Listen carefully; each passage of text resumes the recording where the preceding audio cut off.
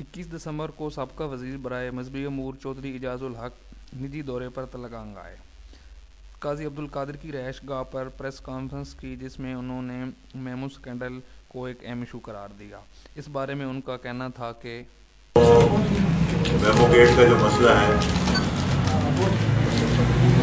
وہ ایک بہت ہی اہم مسئلہ ہے کہ پاکستان کی تاریخ میں پہلی مرتبہ کسی حکومت پہ یہ الزام لگا ہے، میں یہ نہیں کہہ رہا کہ ثابت ہوا ہے، کسی حکومت پہ یہ الزام لگا ہے کہ وہ غیر ملکیوں کے ساتھ مل کر اپنے نیوکلیئر اثاثوں اور اپنی افواج کے خلاف ایک بہت بڑی سازش کرنے کی کوشش کر رہے ہیں۔ اور اتنے اہم ایشو کو جو یہ لوگ کہہ رہے ہیں کہ جی پاکستان مسلم لیگ نون کے علاوہ بہت سی اور بھی جماعتیں اور افراد ہیں جو اس بات کو سپریم کورٹ میں لے کر گئے ہیں، اور جو سپریم کورٹ نے اس کا نوٹس لیا ہے، اور اس کے بعد جو حکومت کے ایوانوں میں ایک زلزلہ ابھر کر سامنے آیا ہے، اس نے زیادہ شک و شبہات جو ہے وہ پیدا کر دی۔ اور جس قسم کی زبان حکومت کے وزراء نے، گورنر پنجاب نے اور سابق ان کے جو وزیر ہیں، ایک جعلی ڈاکٹر جو ہے بابر اعوان، جو زبان استعمال کی سپریم کورٹ کے خلاف اور افواج پاکستان کے خلاف، اس سے یہ ظاہر ہوتا ہے کہ چور کی داڑھی میں تنکا ہے۔ کیونکہ یہ کیس اب سب جوڈیس ہے، میں اس پہ زیادہ گفتگو تو نہیں کرنا چاہتا، تو پھر معاملات جو ہیں وہ سب کے ہاتھ سے نکل جائیں گے،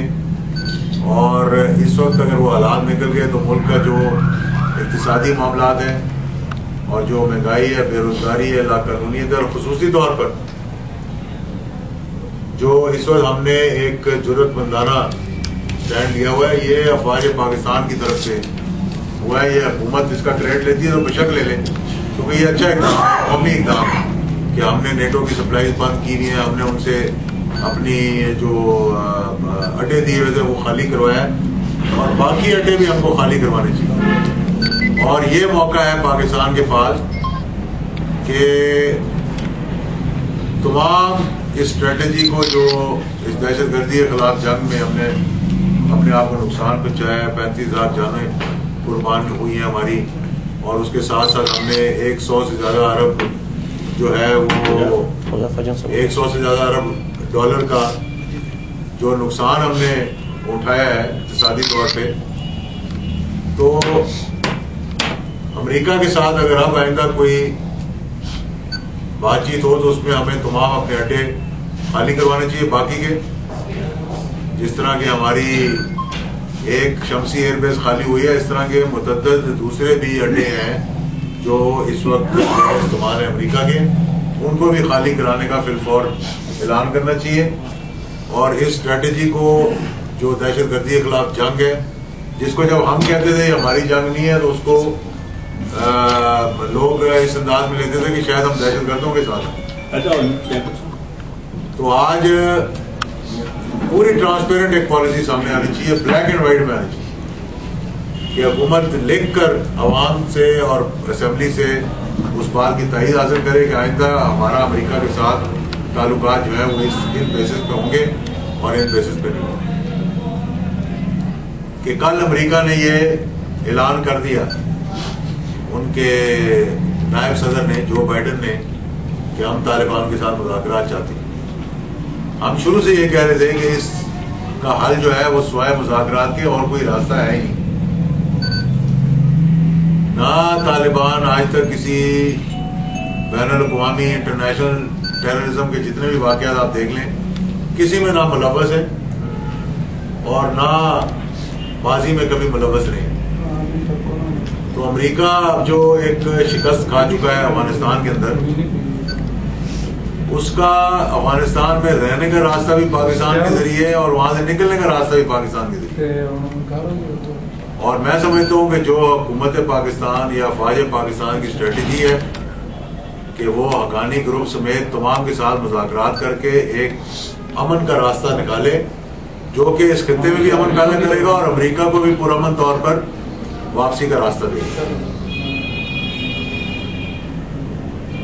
تو آج جب امریکہ کو یہ احساس ہو گیا 3 سالوں کے بعد کہ عراق کے اندر لاکھوں جانے یعنی کہ 10 لاکھ سے زیادہ لوگ شہید ہوئے, وہاں بھی افغانستان کے اندر جہاد افغانستان کے دوران 15 لاکھ لوگوں نے اپنی جانوں کی قربانیاں دیں, اور 2002 سے لے کر اب تک جو امریکہ سب سے دنیا کی طویل ترین جنگ اس نے وہاں لڑی ہے, شکست بھی کھائی ہے, لیکن اتنی ہی جانوں کا نقصان جو ہے امریکہ کے وہاں ہوتے ہوئے بھی ہوا ہے. تو ہم نے ابھی آپ نے دیکھا کہ لاہور میں ایک عظیم الشان جلسہ کیا ہے جو پاکستان کی تاریخ کا سب سے بڑا جلسہ تھا دفاع پاکستان کونسل کے حوالے سے. اور دفاع پاکستان کونسل بنائی اس لیے ہے کہ جو سازشیں پاکستان کے خلاف ہو رہی ہیں اس میں ایک تو بیرونی ان قوتوں کو جو پاکستان کو نقصان پہنچانا چاہ رہی ہیں ایک پیغام دیا جائے کہ پاکستان کے عوام جو ہیں وہ پاکستان کے استحکام کے لیے, پاکستان کی آزادی کے لیے اپنا سب کچھ قربان کرنے کے لیے تیار ہے. اس سلسلے کا اگلا جلسہ جو ہے وہ انشاءاللہ 13 جنوری کو لیاقت باغ راولپنڈی میں ہو رہا ہے. اس سلسلے میں کل ہماری سربراہی اور میٹنگ ہے تمام جماعتوں کی راولپنڈی میں, اور اس کے بعد اگلا جلسہ جو ہے اس کے بعد وہ کراچی میں ہوگا. اور یہ ایک سلسلہ جاری رہے گا جب تک کہ ہم تمام پاکستان کے عوام کو اس بات پر اکٹھا نہیں کر لیتے کہ اگر ہمارے خلاف کوئی جارحیت کرے گا یا فوج پاکستان کے خلاف کوئی سازش ہوگی یا ہندوستان کے ساتھ کوئی ایسے معاملات طے کرنے کی کوشش کی جائے گی جیسے کہ یہ بھی موسٹ فیورڈ نیشن کا MFN کا یعنی کہ پسندیدہ ملک کا ہندوستان کو قرار دیا جا رہا ہے. ہم نے تو اس لیے یہ جلسے شروع کیے تھے, اس کے بعد نیٹو نے پاکستان کے اوپر حملہ کیا اور اس کے بعد پاکستان میں زیادہ غیر یقینی کی صورتحال جو ہے وہ پیدا ہوئی. تو ان تمام معاملات میں میں سمجھتا ہوں کہ ہمیں قومی سطح پر اس چیز کی ضرورت ہے کہ لوگ جو ہے وہ ایک جگہ اکٹھے ہوں اور ایک یکجہتی کا مظاہرہ کیا جائے. جو حکومت اب اس قابل نہیں کہ دھمکی پر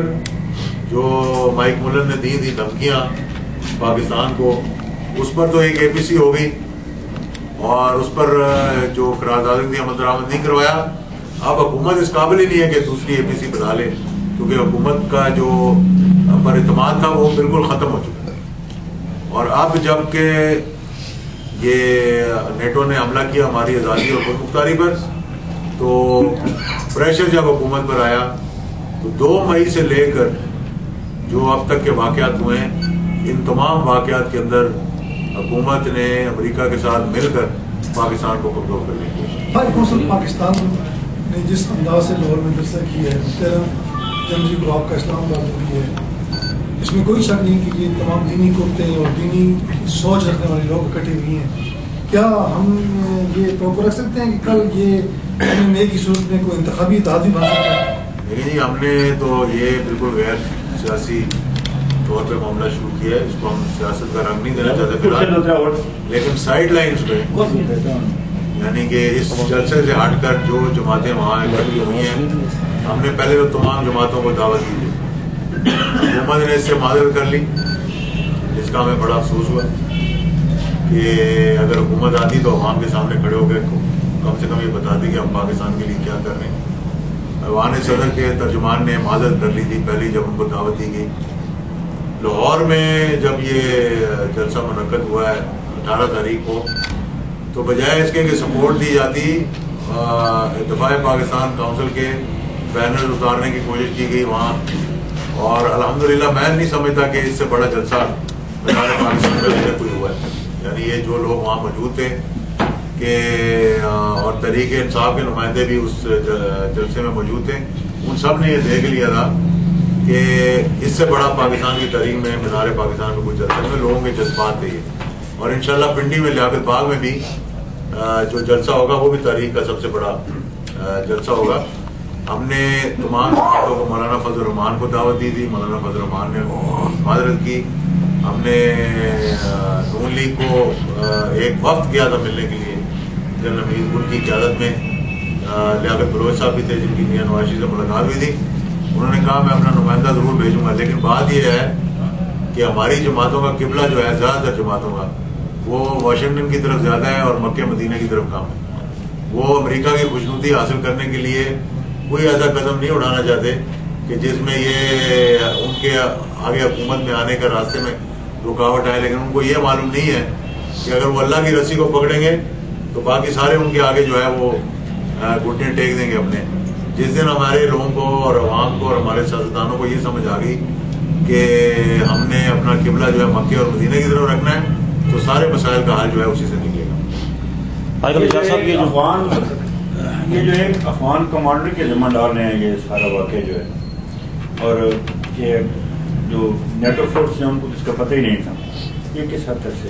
पाकिस्तान अब ये सब बहाने हैं। कोई अमेरिका ने इसकी इंक्वायरी नहीं करवानी और हमें भी चाहिए कि हम नेटो की सप्लाईज को बंद रखें जब तक कि अमेरिका, इसाफ और नेटो की तमाम जो वहाँ पर फौजें मौजूद हैं उनके कमांडर और अमेरिका की हुकूमत, अमेरिका के सदर इस बात में माजरत ना करें, क्योंकि अगर ये टेस्ट डाला गया था पाकिस्तान को टेस्ट करने के लिए कि ये कितना अपने घुटनों पे आ जाता है। अगर एक मामले पर हमने खामोशी इख्तियार की तो फिर ये रोज़ाना का मामूल बन जाएगा। जो हमले हैं कि नेटो के और पाकिस्तान के इलाके के अंदर आकर जारियत करते। ये जब मुशर्रफ साहब वायदे कर रहे थे उसमें उस किताब में वजीर थे, क्या उस वक्त ये कैबिनेट में बात नहीं हुई? मुशर्रफ साहब ने कोई मायदा जो है वो पार्लियामेंट बनने के बाद नहीं किया। जितने मायदे हुए वो पार्लियामेंट बनने से पहले हुए थे और जुबानी कलामी जो मामला थे उन्हीं की वजह से खराबी हुई। उस वक्त भी ये तमाम मायदे जो है जुबानी कलामी हुए थे और NRO के दौरान जो मौजूदा हुकूमत ने अगर 17 हमले उसके ड्रोन अटैक हुए मुशर्रफ के ज़माने में, तो 300 से ज़्यादा जो है वो ड्रोन अटैक हुए हैं और मौजूदा हुकूमत के ज़माने में। तो अब NRO भी कलअदम करार दिया जा चुका है और मैं समझता हूँ कि मौजूदा हुकूमत को अब जवाब भी नहीं बनता कि जिस मैंडेट के ज़रिए उस NRO के मैंडेट के ज़रिए ये हुकूमत में आए थे खुफिया माहदे के ज़रिए, वो मैंडेट अब कलअदम करार दे दिया। इस वजह से भी एक नए मैंडेट की कौम को जरूरत है।